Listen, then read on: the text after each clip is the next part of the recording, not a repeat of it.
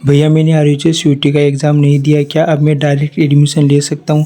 दोस्तों ऐसे कमेंट मुझे रोज़ देखने को मिलते हैं। कुछ स्टूडेंट बोलते हैं कि मैंने एग्ज़ाम नहीं दिया और कुछ स्टूडेंट बोलते हैं कि हमारा फॉर्म ही नहीं भरा गया। और अब सबके मन में सिर्फ एक ही सवाल है, क्या डायरेक्ट एडमिशन लेना सही है या गलत? आज की वीडियो में हम इसी टॉपिक पर बात करने वाले हैं और मैं आपको सिर्फ थ्योरी नहीं बताऊंगा बल्कि अपने कॉलेज की एक रियल स्टोरी भी बताऊंगा। हमारी कॉलेज में एक स्टूडेंट ने बिना प्रॉपर इन्फॉर्मेशन के डायरेक्ट एडमिशन ले लिया था।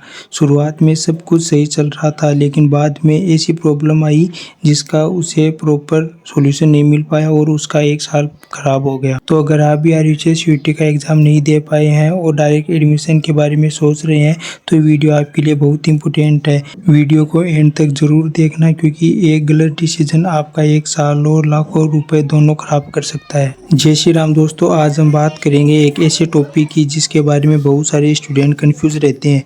डायरेक्ट एडमिशन क्यों सोचते हैं स्टूडेंट? एग्जाम मिस हो जाना, कम मार्क्स आना, फॉर्म नहीं भरना या काउंसलिंग प्रोसेस सही से समझ में ना आना, इन सब रीजन की वजह से स्टूडेंट डायरेक्ट एडमिशन की तरफ देखते हैं। और इसी टाइम पर कुछ कॉलेज और कुछ एजेंट प्रॉमिस करते हैं कि सीट कंफर्म है, एडमिशन पक्का हो जाएगा, एग्जाम की कोई ज़रूरत नहीं है।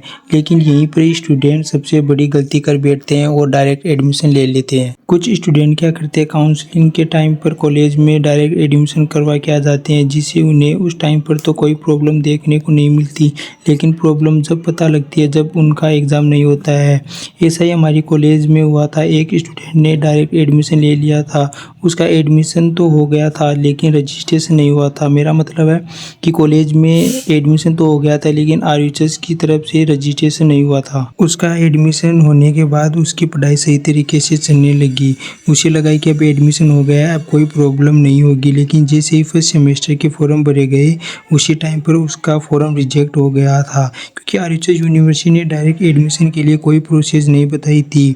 फिर भी उसने डायरेक्ट एडमिशन ले लिया था, जिसके कारण उसका फॉर्म रिजेक्ट हो गया था और उसकी एग्ज़ाम नहीं हुई थी। आरयूएच यूनिवर्सिटी तो उन स्टूडेंट की एग्ज़ाम कंडक्ट करवाती है जो काउंसलिंग के थ्रू एडमिशन लेते हैं, और जो बिना काउंसलिंग के थ्रू एडमिशन लेते हैं उनके पास कोई रिकॉर्ड नहीं रहता है। तो फिर उस स्टूडेंट का तो एग्ज़ाम नहीं हुआ और उसका एक साल खराब हो गया। तो मैं नहीं चाहता कि उस स्टूडेंट की तरह आपका भी एक साल खराब हो। तो आपको डायरेक्ट एडमिशन नहीं लेना है। आपको चाहे कोई भी कॉलेज वाले बोले कि आप हमारे कॉलेज में आ जाओ, हम आपका बिना एग्ज़ाम के एडमिशन कर देंगे, आपके चाहे कितने भी कम मार्क्स हो, तो आपको उन कॉलेजों के अंदर नहीं जाना है, क्योंकि पहले तो आपका फिर एडमिशन कर देंगे और जैसे ही फिर आपके फॉर्म बनने स्टार्ट होंगे और फिर आपका फॉर्म नहीं भरा जाएगा तो फिर कॉलेज वाले ऊपर हाथ कर देंगे कि अभी इसमें कुछ नहीं कर सकते। तो डायरेक्ट एडमिशन लेना कब सही है? डायरेक्ट एडमिशन लेना तब सही है जब आरयूएच नोटिफिकेशन निकाले कि आप डायरेक्ट एडमिशन ले सकते हैं, तभी आपको डायरेक्ट एडमिशन लेना है। अगर आरयूएच ऐसा कोई नोटिफिकेशन नहीं निकालती है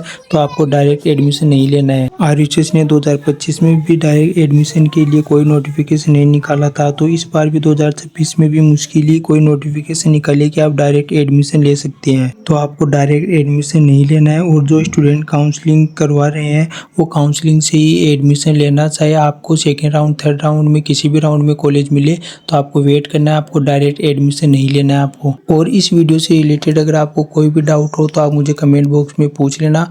और अगर आप चैनल पे नए हैं तो चैनल को सब्सक्राइब जरूर करना। और अभी रजिस्ट्रेशन चल रहा है काउंसलिंग का, उसके बाद में चॉइस फिलिंग चालू होगी, तो इसलिए आप चैनल को सब्सक्राइब करके रखना, क्योंकि चॉइस फिलिंग में मैं आपकी हेल्प करूँगा। वीडियो देखने के लिए धन्यवाद। Thank you for watching this video. Thank you.